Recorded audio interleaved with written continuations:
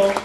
Thank you so much, Karen, for inviting me to this wonderful crowd of people, allowing me to speak alongside such distinguished speakers, not only today but yesterday.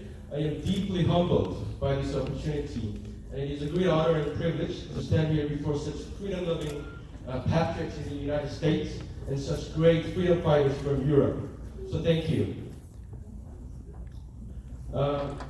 These are two pictures, but they have all destroyed my presentation, so everything is repeated here. There's a picture of South Korea from at night. When I heard John talk about Monica, I thought there are 25 million Monicas still there in that dark spot. And they all need our attention, as long as we are freedom fighters. And the picture on the right is, of course, Lawrence showed a video of it shortly, but that's a part of the movement that's going on by the conservatives. You don't hear them in the media, but it's going on. This just happened last Wednesday. Yeah. And there's another one next Wednesday. And it's been happening every week. We don't hear about it because the major media in Korea, especially the ones who translate Korean articles into English, they're all left. They're all pro-moon. As the last speaker of this session on Korea, I want to talk about two things. First, I want to share in particular about some of the leftist attacks on freedom in schools and universities, college campuses against our children and the younger generations. I myself am part of an intercollegiate conservative organization, first of its kind in Korea, but that's not the only reason I want to talk about it. I believe it is the same here in Korea, in the US, but the left's ideological indoctrination begins from school campuses. They prey on children as easy targets, and they feed on the raw passions of college students. Secondly, I want to address the American conservatives here in this audience to explain why you should care, particularly about freedom in Korea. Why should Americans care about that little Asian peninsula? What is Korea, or what should Korea mean to America and the conservative movement? After all, you have your own problems, like Bernie Sanders, AOC, and Ilhan Omar to deal with. But I want to make the case that Korea is as important for American conservatives today, not only because of the history of your sacrifice during the Korean War, or the strategic role it could play in countering the China threat, but also because South Korea's conservative foundation is very close to that of the United States. I want to make the case that, in fact, South Korea is the only country to have modeled its political system exclusively after the American founding and its experiments. But the first question first, what's happening in South Korean universities and schools? The three speakers before me have already done such a marvelous job of presenting the current civil war taking place in Korea between the freedom-loving patriots and the pro-North Korean National Socialists, i.e. Nazis. That's the familiar German abbreviation of the term. In particular, our good friend Lawrence Beck has wonderfully explained how the current dogmas of the left in Korea came to be since the 1980s, when Marx-Leninist and North Korean ideology followers, or Jusapa, have perniciously infiltrated our ranks, spying on the freedom we enjoy as a liberal democracy to make us slaves under totalitarian Kim dynasty. But how on earth did it come to this? Having experienced the communist invasion less than a generation ago, and having lived through the constant fear of another attack from the Kim regime, how was it possible for us to forget that what is at stake and put down our guards against totalitarianism? Well, as our favorite president famously said, freedom is indeed no more than a generation away from extinction. It doesn't flow through our veins. And the long march against the institutions, the leftist attack on our freedom, really began targeting our children and the young students in Korea. The hijacking of the Korean liberals and progressives by the pro-North Korean sympathizers in the 1980s began in Korean universities under the very fashionable disguise of the so-called democratic movement against our authoritarian governments. There's a picture that I want to show you. Lawrence actually talked about Kim Jong-seok. He's the chief of staff of Moon. He was actually the movement leader, democratic movement leader on the far right, top right. He now was the chief of staff. He's running for parliament next year in April. But he was not just a student activist, but he had very close connection with North Korea. And he actually organized one of the other students, the girl on the right, to go to North Korea in the 80s for a student gathering of communists, invited by Pyungse into the bosom of hugging each other. And she came back. Of course, she was jailed for breaking the national security law. Even the chief of staff was jailed. But after they were released, they were welcomed by the liberals, and they entered parliament eventually. And the Im Jong-seok became the chief of staff. Im Soo-kyung was a parliamentarian for many years. So this is the extent to which how the left, not just the left, but the pro-North Korean ideology, the Juche Sasang followers, have infiltrated our societies. They have infiltrated our labor unions, all sectors and industries, including the media unions, but also in particular the teachers unions. Some of the more promising ones went into the judiciary system, into academia to teach as professors, into government sectors and parliaments. They also meddled with our Korean history textbooks. Of course, again, they all destroyed my presentation. Lawrence mentioned this already, but they have changed the constitution. They're trying to remove free from free democracy. So it's just a democracy. In that way, it's more amenable to what is North Korea, Democratic People's Republic of Korea.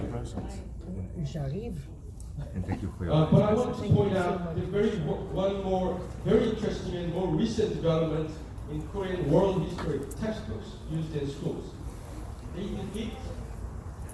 They depict Christianity and its history negatively while painting the picture of Islamic civilization in a very positive light.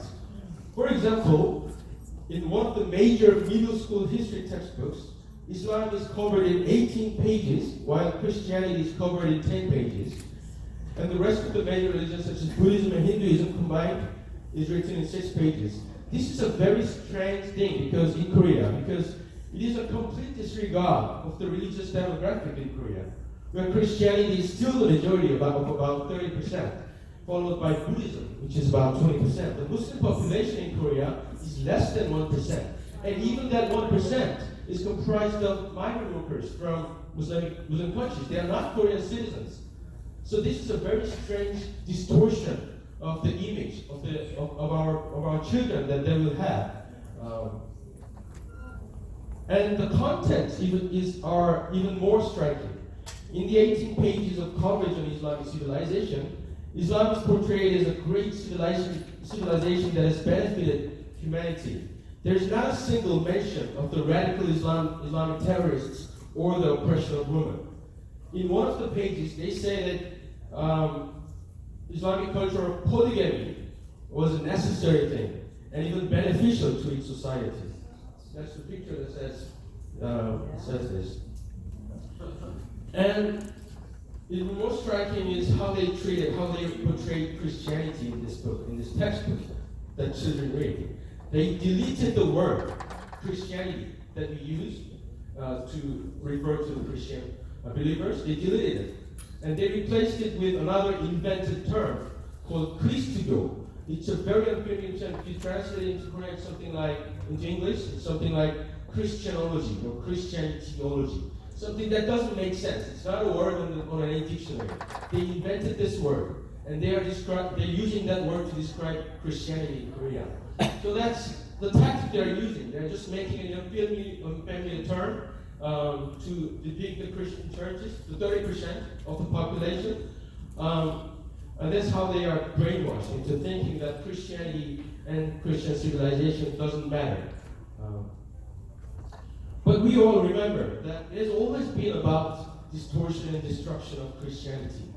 Since the 1789 French Revolution, when Robespierre converted Christian churches into the temples of reason, through Marx-Leninism, where religion was seen as the opium of the people, to Nazi Germany, to the League of the Militant Godless under Stalin, and the 68 Sex Revolution in France, neo-Marxism, the hippie revolution, the LGBT movement, radical feminism, Islamic fundamentalism, the gender mainstreaming, and even North Korean Juche ideology.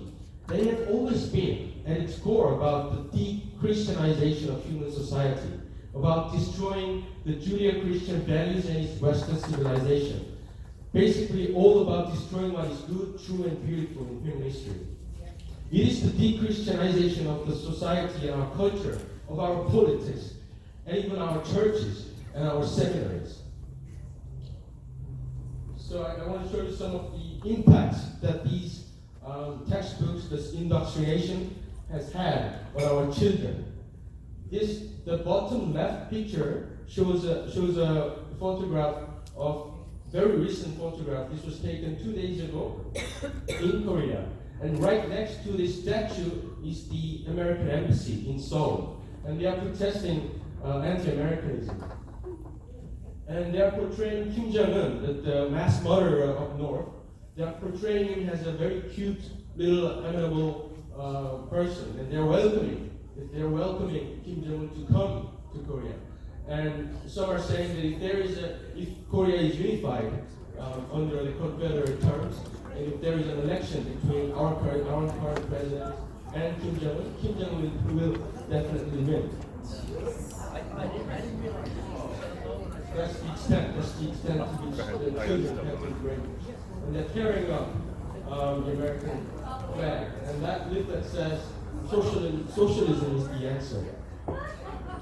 So to put all this into perspective for you American conservatives, I ask you to think about your own 1940s and 50s and 60s for a moment. Imagine Edgar Hiss and many more like him have successfully climbed up the bureaucratic ladder to the top levels of your government. Just imagine that political chambers didn't blow the whistle on Edgar Hiss and failed to win his case against him in court. Imagine that there was no William Buckley Jr. to write God and Man at Yale and found the National Review. Imagine there was no Henry Regnery to publish their great, powerful works and more. Imagine there is no conservative movement like the Intercollegiate Studies Institute and the Young Americans for Freedom. Imagine that there were no Barry Goldwater or Reagan to talk some sense into the Republican Party, which was filled with pseudo-conservatives like Rockefeller and Nelson. Now that is roughly what has happened in Korea for the last 3 decades. A substitute Edgar Hiss with Moon Jae-in and the Soviet Union with North Korea and China. Except the threat is more immediate and the risk is higher because there is no ocean separating us from our revisionist enemy, which is North Korea. But now moving on to the second point I want to make, why should you care? Why should Americans care about the conservative movement in Korea? Not many of us realize this, but South Korea was and still is the only country in Asia whose political system has been exclusively modeled after the American experiment and its founding.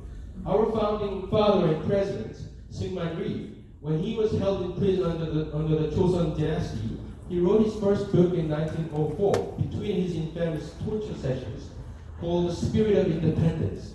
And the only reference he had in his prison cell was a Bible and some English magazines and newspapers which the American missionaries managed to put into his cell. He had not visited the United States at the time. But amazingly, strikingly, the conclusion he draws in his book from reading the Bible is the same conclusion drawn by Alexis Tocqueville in his Democracy in America, that the fear of God and the love of God-given freedom are the true foundations of a successful democracy.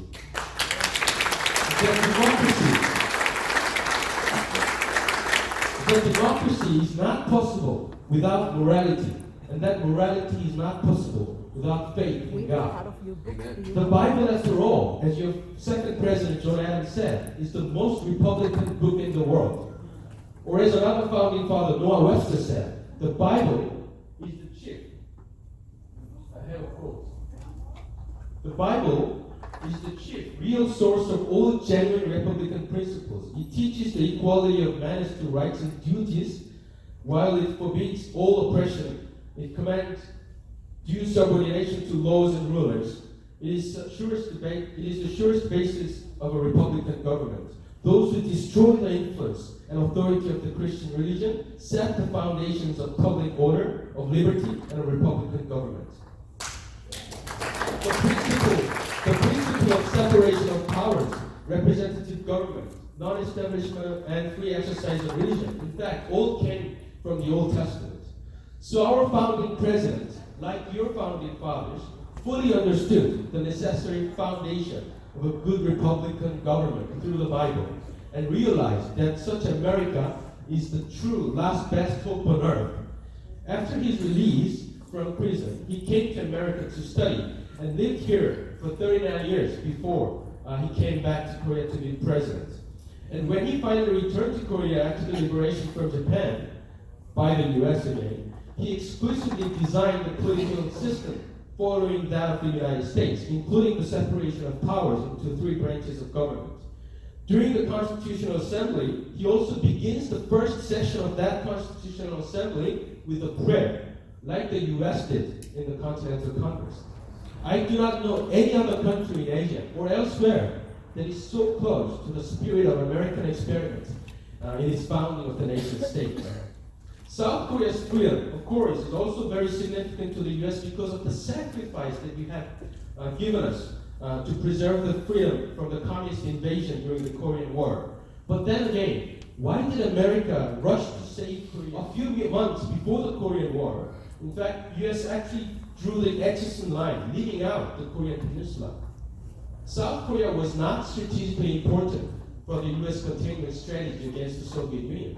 Then why did the US decide so quickly to save Korea, risking confrontation with the Soviet Union? On the day of the North Korean invasion, within a few hours, on June 25th, 1950, Billy Graham telegrammed President Truman. And the telegram read like this: Korea, South Korea, is the country with the largest population of Christians in Asia.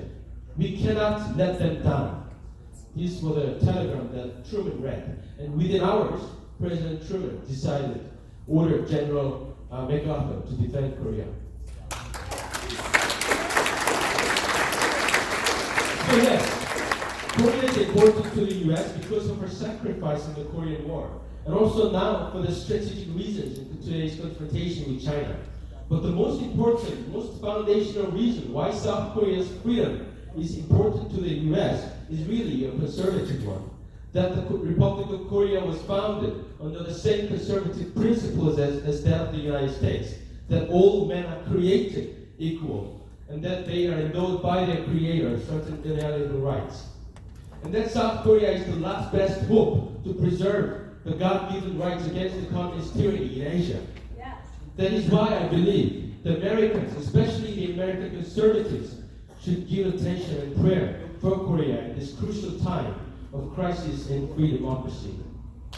Now, as I'm closing the session on Korea, I want to wrap this up on a more hopeful note. I said in the beginning that we conservatives in South Korea did not have Russell Korb or Peter Chambers, or William Berkeley, Frank Mayer, Henry Regnery, but I can say emphatically that is not the case anymore. I myself is a proud member of the Truth Forum, which is the first intercollegiate conservative organization in Korea, like the Young Americans for Freedom and the Intercollegiate Studies Institute here in the US. We are learning from your experience in the 60s and 70s in the conservative revolution to restore our founding principles, to preserve the values of individual liberty and religious faith in South Korea. Also, we have our own Regneries and Encounter conservative publishers in Korea now. I finished translating the Reagan Conservative, the 11 Principles by Paul Kanger just last week. And that is published by the end of this year. I'm going to start translating The March of Freedom by Edwin Fuller. And they're all lined up for translation. And I'm also writing a book on American conservatives and what we can learn from American conservative revolution in the 60s to apply it to South Korea. What we don't have is a Reagan, but there is hope that there will be. There is hope not because we are all capable and competent, but there is hope because we believe in a faithful God and His providence. So under God, let us continue to fight the good fight. Thank you, and God bless our nation.